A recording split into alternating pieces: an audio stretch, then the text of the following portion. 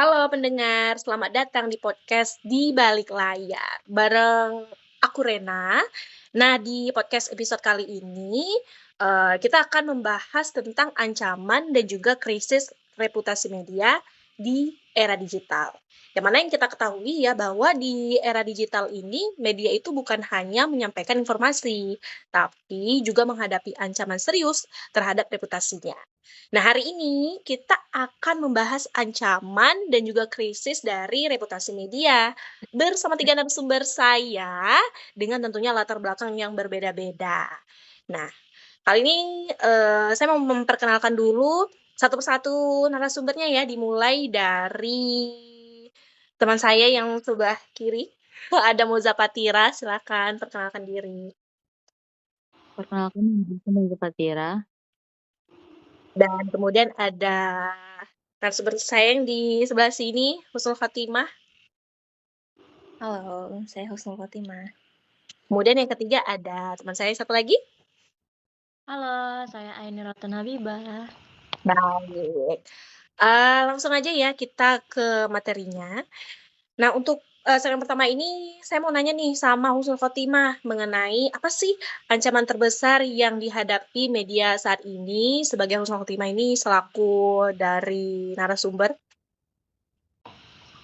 Kalau ngomongin soal ancaman nih, ancaman media yang pertama itu seperti hilangnya kredibilitas media di tengah gempuran banjirnya informasi digital yang bercampur hoax seperti saat ini.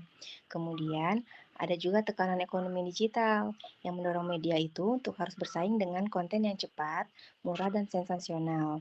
Sehingga hal itu bisa mengakibatkan media menjadi ketergantungan pada klik dan iklan yang bisa mengorbankan kualitas jurnalisme.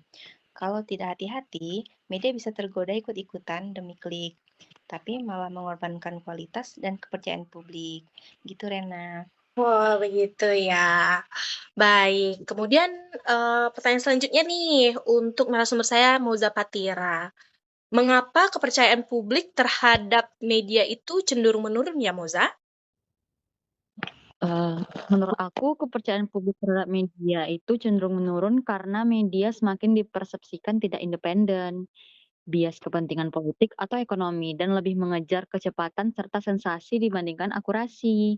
Sementara di saat yang sama, publik terpapar banjir informasi dari media sosial yang membuat sulit membedakan berita tersebut asli atau palsu. Oh, Gitu. begitu ya. Baik.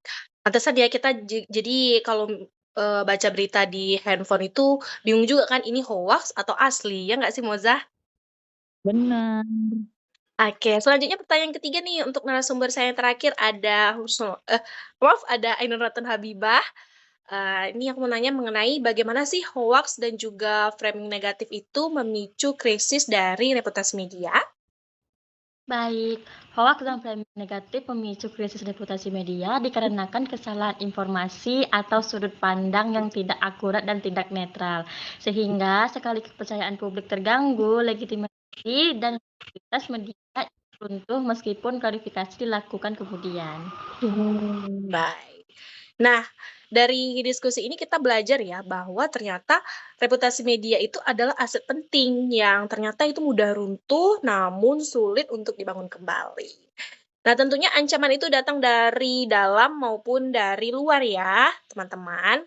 Dan tentunya krisis ini hanya bisa dihadapi dengan integritas, transparansi, dan juga tanggung jawab. Nah, tentunya kita, memiliki harapan ya, supaya masa depan media itu lebih kredibel. Baik, terima kasih kepada para narasumber dan pendengar saya untuk episode kali ini. Sampai jumpa di episode berikutnya. Bye-bye. Bye.